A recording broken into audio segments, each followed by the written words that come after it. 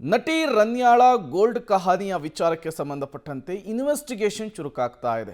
ಇಲ್ಲಿಯವರೆಗೂ DRI investigation ಅನ್ನು ನಡೆಸಿತ್ತು. ತದನಂತರ CBI ಅದಕ್ಕೆ ಎಂಟ್ರಿ ಆಗಿತ್ತು. ಈಗ ಅಸಲಿ ಸಂಕಷ್ಟ ರನ್ಯಾಗೆ ಶುರುವಾದಂತೆ ಕಾಣಿಸ್ತಾ ಇದೆ. ಕಾರಣ ಜಾರಿ ನಿರ್ದೇಶನಾಲಯ ಅರ್ಥಾತ್ ED ಪ್ರಕರಣಕ್ಕೆ ಎಂಟ್ರಿ ಕೊಟ್ಟಿರುವಂತಹದ್ದು. ಇದೇ ಪ್ರಕರಣದಲ್ಲಿ ಈಗ ಜಾರಿ ನಿರ್ದೇಶನಾಲಯ ಎಂಟ್ರಿ ಕೊಟ್ಟಿರೋದೇ ಮತ್ತಷ್ಟು ಜನರ ಟೆನ್ಷನ್ ಅನ್ನು ಜಾಸ್ತಿ ಮಾಡ್ತಾ ಇದೆ. ಚಿನ್ನ ಕಳ್ಳ ಸಾಗಾಣಿಕೆಯ ಪ್ರಕರಣಕ್ಕೆ ಸಂಬಂಧಪಟ್ಟಂತೆ ಅಧಿಕಾರಿಗಳು ECR ಅನ್ನು ದಾಖಲಿಸಿಕೊಂಡು ತನಿಖೆಯನ್ನು ಆರಂಭಿಸಿದ್ದಾರೆ. ED ಅವರು ಅಕ್ರಮ ಹಣ ವರ್ಗಾವಣೆ ನಡೆದಿರುವ ಬಗ್ಗೆ ಶಂಕೆ ವ್ಯಕ್ತಪಡಿಸ್ತಾ ಇದ್ದಾರೆ. ಯಾಕೆಂದರೆ ಕೋಟಿ ಕೋಟಿ ರೂಪಾಯಿ ಹಣ ಇಲ್ಲಿಂದ ದುಬೈಗೆ ಹೇಗೆ ಹೋಗ್ತಾ ಇತ್ತು ಅನ್ನೋದು ಗೊತ್ತಾಗಬೇಕಿತ್ತಲ್ಲ. ಹವಾಲಾ ದಂಧೆಯ ವಿಚಾರ ಕೂಡ ಮುನ್ನೆಲೆಗೆ ಬರ್ತಾ ಇದೆ.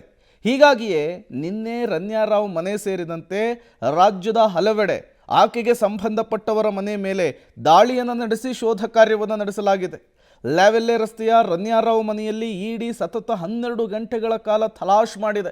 ಇದೇ ಮನೆ ಮೇಲೆ ಈ ಹಿಂದೆ DRI ಅಧಿಕಾರಿಗಳು ರೇಡ್ ಮಾಡಿದರು. ಗರಿಗರಿ ನೋಟುಗಳ ರಾಶಿಯನ್ನು ವಶಕ್ಕೆ ಪಡೆದುಕೊಂಡಿದ್ರು. ಕೇಜ್ಗಟ್ಟಲೆ ಚಿನ್ನವನ್ನು ಸೀಸ್ ಮಾಡುವಂತಹ ಕೆಲಸ ಮಾಡಿದರು. ನಿನ್ನೆ ಬೆಳಗ್ಗೆ ರೇಡ್ ಮಾಡಿದಂತಹ 8 ಅಧಿಕಾರಿಗಳು ರನ್ಯಾ ರಾವ್ ಮನೆಯನ್ನು ಶೋಧ ನಡೆಸಿ ಹಲವು ದಾಖಲೆಗಳನ್ನು ವಶಕ್ಕೆ ಪಡೆದುಕೊಂಡಿದ್ದಾರೆ.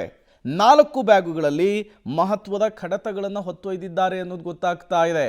ಹಾಗಾದರೆ ಆಕೆಯ ಮನೆಯಲ್ಲಿ ಸಿಕ್ಕಿರುವಂತಹ ಮಾಹಿತಿ ಮತ್ತೆಷ್ಟು ಜನರಿಗೆ ಉರುಳು ತರುತ್ತೆ, ಮತ್ತೆಷ್ಟು ಜನರನ್ನು ವಿಚಾರಣೆ ಫೇಸ್ ಮಾಡುವ ಹಾಗೆ ಮಾಡುತ್ತೆ ಅನ್ನೋದೇ ಈಗಿರುವಂತಹ ಪ್ರಶ್ನೆ. ಬರೀ ನಟಿ ರನ್ಯಾ ರಾವ್ ಮನೆ ಮೇಲೆ ಮಾತ್ರ ರೇಡ್ ಆಗಿಲ್ಲ, ಆಕೆಯ ಸ್ನೇಹಿತ ತರುಣ್ ರಾಜ್ ಆತನ ಮನೆ ಮೇಲೂ ಕೂಡ ರೇಡ್ ಆಗಿದೆ. ರನ್ಯಾ ಪತಿಯ ಮನೆ ಮೇಲೂ ಕೂಡ ರೇಡ್ ಆಗಿದೆ. 9 ಕಡೆಗಳಲ್ಲಿ ED ರೇಡ್ ಮಾಡಿರುವಂಥದ್ದು.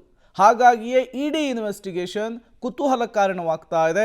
ಮತ್ತಷ್ಟು ಇನ್ಡೆಪ್ತ್ ಆಗಿ ಹೋಗ್ತಾ ಇದ್ದಾರೆ. ಹಾಗಾಗಿ ಪ್ರಭಾವಿಗಳಿಗೆ, ಈಕೆಯ ಜೊತೆಗೆ ನಂಟಿಟ್ಕೊಂಡವ್ರಿಗೆ, ಗೋಲ್ಡ್ ಸ್ಮಗ್ಲಿಂಗ್ನ ಸಿಂಡಿಕೇಟ್ನ ಸದಸ್ಯರುಗಳಿಗೆ ಸಹಜವಾಗಿಯೇ ಒಂದು ರೀತಿಯ ನಡುಕವಂತೂ ಶುರುವಾಗಿದೆ.